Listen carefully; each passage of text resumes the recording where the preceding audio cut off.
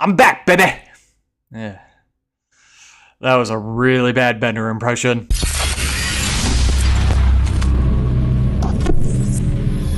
Welcome back to the channel, everybody. My name is Brad, and welcome to episode 11 of Breakwater Point. It's getting down to it. The park's almost done. I'm getting excited, so I want to just keep cranking this thing out and be done and move on to the next big project. But before I do that, I do want to apologize ahead of time for the delay. Uh, I've been doing the bi-weekly schedule, but obviously this one's been a few weeks since the last. I am getting ready for C2E2, which is next weekend, so I'm finalizing prep work for that. I also have my Galaxy of Goodnice build that I've got to get done, so I'll be working on that as well. So Breakwater is kind of taking a little breather while I get that stuff done and sorted, and then yeah, we'll be back to the schedule here. Hopefully only a week or two out from what I normally do, but honestly, it's all kind of pending because the next portion of the park is yet again gonna be another doozy. But um, you'll see what I'm not super worried about it here in just a second. Obviously, we're looking at High Paradigm. That's what we took a look at in the last video. It's all said and done, so we're gonna go ahead and move on to the next area, which is right next door to it. And I know what you're thinking. At first glance, it looks like I'm biting off more than I can chew. And you're probably right. But at the same time, I'm confident because, as you can see, I have multiple rides going on, but I don't plan on really doing anything crazy. No custom supports. Pretty simple theming, generally speaking, at least for the rides. So I felt comfortable putting more than one coaster in here. And because this is our kind of more kid-friendly area, I think it needed a couple smaller coasters for younger riders, families, and whatnot. So that's why I have the two coasters, and obviously, as you can see, the go-kart track. So rounding it out with a couple more flat rides, this little spinny doodad thing, which is kind of like the ship, and this really sketchy Ferris wheel that has the moving carriages. I don't know if I'd ever ride that in real life, but you know what? It's in the game and I needed another flat ride, so I'm not repeating, so it's there. And hopefully people don't I don't know. I don't even know where I was going with that. It's sketchy. Let's not ride it. It's just there for fun. Um, so before we talk about the coasters, like I said, this is the family kid-friendly area. So I'm gonna have a couple static like things that they would be able to do. Obviously, we won't use them in game, but they'll be there for aesthetics. This green patch here, I want to do one of those like rope course things, kind of extreme jungle gym type deal. And then in this green patch here, it's like a traditional playground for little kids. This blue piece of footpath is going to be a mini splash pad. I know it's not inside the water park, but I just thought it's not going to be anything that's going to be crazy, soak you wet kind of thing. And it'd just be fun for little kids to come splash around in because it's going to be hot. They'll want to cool off. So got a couple little changing and drying stations for that. Going to big, a more inside outside kind of restaurant thing, the grab and go. I'm going to have like a sweet slash candy shop, even though it's technically going to be milkshakes because we don't have candy in the game. Bathroom blocks and a decent sized interior gift shop.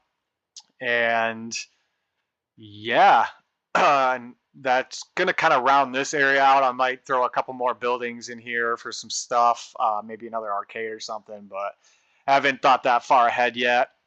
So let's talk about the coasters that we have going on. I'll say this first. Neither one of them is green across the board. I tried and tried, but I think this game just does not like tame small family rides. So the excitement and the fear, or sorry, the excitement is not green. The fear and the nausea are. So it probably won't. They probably won't get a whole lot of attention from the guests, but they're there. They needed to be there.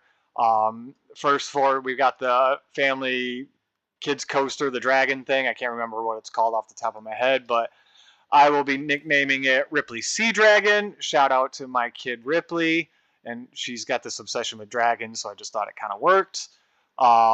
Pretty simple layout. It's going to have the fancy spinning lift, which I will custom support that, but that will be it. And then first drop more than like a 45-degree angle, even though this thing does pick up quite a bit of speed for what it is. Just a couple little hills and some turnarounds, some more hills and turnarounds into the brake run. Nothing too crazy. But, you know, it's a little kid's ride, so it does what it needs to do. And then moving on to the kid booster, we have the Wild Maverick, named after our wild baby Maverick. And the name is very fitting. Again, nothing too extreme. It comes up, the hill is only 90 feet, so it's tall, but it's not tall. Comes down a slight little curve into a small little air into the first drop. Again, nothing steeper than a 45 into the only real primary air hill. Turns around, does a couple more little swoops and hops, and under itself, a couple more swoops and hops, and into, excuse me, lunchtime, and into the brake run. I'm disgusting. So again, green only, and like the nausea, it's not exciting or anything, so it won't probably draw a whole lot of attention from the guests, but again, it needed to be there to give the young riders and the families something to do. And then obviously the big gigantic Tropic Speed Zone go-karts. Not really going to talk a whole lot about that. They're go-karts. And then I just discovered that in Planko 2, you can actually do a test ride on these without guests in the park. So I'll include that in the POVs just for fun. But this whole thing will get themed out. I have an idea for like a big volcano situated right in the middle of it to cruise around in.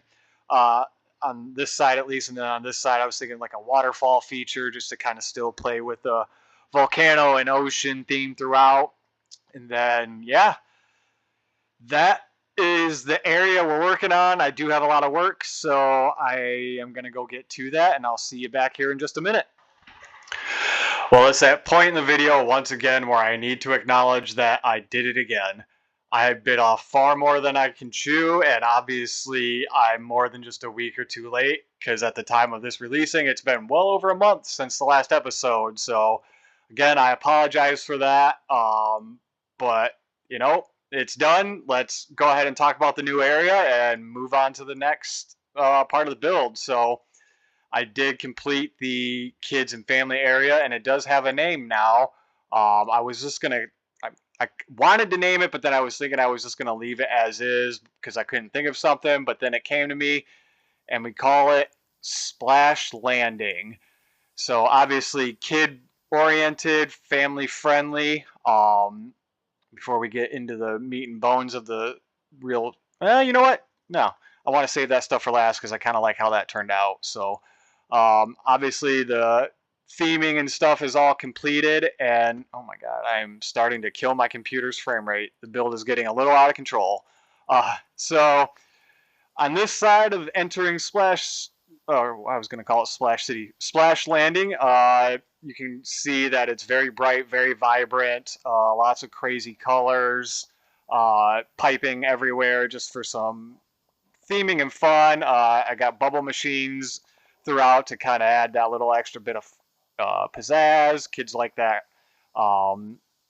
The footpath, I've mixed it up a little bit just to give the area a little bit more personality from the rest of the park. So it's got the dark purple with all the splash decals all over the place. But yeah, so first we just got a little bathroom block right there. That's essential. And then we've got our Sugar Wave, which was like the candy shop idea. Like I said earlier, it's going to just be slushies and milkshakes and stuff because we don't have the candy shops right now. But the interiors are decked out for the most part. They could probably use a little bit more, but I just wanted to be done and move on to the next part. But yeah, the interior with the interior seating, again, lots of vibrant colors. I got these little crab guys all over the place to kind of make it feel like we're underwater, maybe like in a submarine kind of thing. Got this little just basic overhang with some seating to get some shade. The next little shop here, I didn't name it, but it is, oh my gosh, if I can control my camera here. We got the gift shop. I did put in some little knick-knack things. Like I said before, I could probably use a lot more getting out inside, but, you know, it is what it is for now. But yeah, gift shop. Keep walking down the main path here to the sign for Wild Maverick, which, like I said, all of that is now decked out with foliage and theming and everything. So that is good to go. The coaster, both coasters actually did get some slight changes to the layouts. I just wasn't really too happy with them. They still aren't green across the board. Did I mention this in the earlier part of the video? I can't remember. Whatever. Slight changes to the layouts just to make them a little bit more fun, I guess. But they still aren't green across the board, but whatever. Got our grab and go stands here. More Krabbies and like submarine kind of theming. We got the pipe work again, kind of spread throughout. Splash landing sign on top of the walkthrough. I do like how the inside of this kind of cafe thing turned out. It is just a little grab and go, but it's got the cover. And I threw these little walk-through tunnels in here to go to the other side of the building, which I thought was kind of a neat idea. It's got the water piece in it, so it doesn't look great because you can obviously see the lines, but you know, you get the point. You're walking through underwater tube, which is fun. Into the other side there, we've got our drying stations and changing rooms for the splash pad, which got a little bit more life to it. Still not a lot going on in it, but it's simple. It's all it really needs to be. You got the little cover from the sun for shade for the parents that are sitting. You got the other changing station on the other side. I did do the green pipe on this side and the purple on the other just to give it some variance. And now let's talk about what really took up a lot of time, and that is the static things. Attractions is the word I'm looking for that I built. So obviously, they're never going to actually be used in-game, but man, I think it turned out really cool. This is the first time I've done a playground in Planet Coaster 2, or 1 for that matter, and I really like how it turned out. Obviously, you're going to bring kids to the park that aren't big enough to ride anything, not even the kiddie rides, so they've got to have something to do. So that is where we came up with, oh my gosh, the playground Griffin's Den, which was named after one of our kids. I was going to try to do the math, but I can't right now. My brain is flabbered. But Griffin's Den playground, so he got the static attraction. I think that was better fitting than just putting his name on a flat ride. So he has his shout out now with the cool little playground. And I showed it to him and he thinks it's totally cool and asked me if we could actually go there. So I guess it means it's a good one. So yeah, we're going to move along. I'm going to show you the next couple of static things. So I didn't originally have this idea. It just kind of came to me while I was building. So I did one of those cool rock wall things. Again, obviously you're never going to see anybody in the game actually using it. It's completely static, but I think it just adds a whole extra level of character to the park having more stuff like this to do. It's got a couple different difficulty levels, starting here with like the very easy, basic. Pretty much anyone's going to be able to do that. The next one's a little bit more challenging, kind of like a medium difficulty. Then you've got your hard one because it's got the little steeper incline that you have to work around. Over to the difficult side because it's got a lot more traversing to do. And then you got like your pro level on the side here, which, you know, you've got to do some completely free hanging, all upper body strength and pull yourself up. So got lots of different levels for different age groups and skill base. So I think it turned out pretty neat. Got the structures supporting the cables and all that. I don't know how realistic that is. I don't really know how those work, but I just kind of improvised and it looks like it would work. So I'm going with it. Ripley's Sea Dragon, this coaster did get a little bit of a layout change as well, kind of like Wild Maverick. It's fully themed out now. I did the custom support for the lift hill, and it's got the little spinning dragon on it, which is kind of neat. We'll take a ride on that here when we're done. I did swap out the sketchy Ferris wheel for the little kid one, which I was looking for originally when I put the other one in, not realizing that this was in the game as well. So that got swapped out for the more family-friendly experience. And then I built this static attraction. It's one of those like rope challenge courses.